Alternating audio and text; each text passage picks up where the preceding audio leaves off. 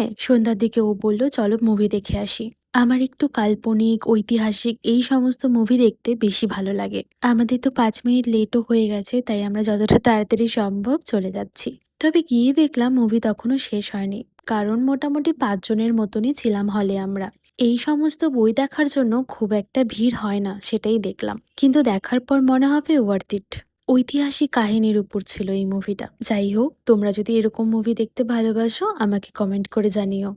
আর movie দেখতে গেলে popcorn খাবো না এটা তো হতেই পারে না। যতই আমি ডায়েটে থাকি, এই চিজ পপকর্নটা আমার ভীষণ পছন্দের এবং ওরও। তাই যখন আমি হ্যাঁ করলাম, একগাল হাসি দিয়ে সেটা নিয়ে এসছে। মুভিটা দেখতে দেখতে ওরও খিদে পেয়ে গেছে, তাই এখানে কিছুটা মোমো নিয়ে এসেছিল। আমি টেস্ট করার জন্য একটা নিয়েছিলাম, কারণ ইদানিং না আমার ফাস্ট ফুড একদমই ভালো লাগছে না। তো যতটা পারছি অ্যাভয়েড করার চেষ্টা করছি।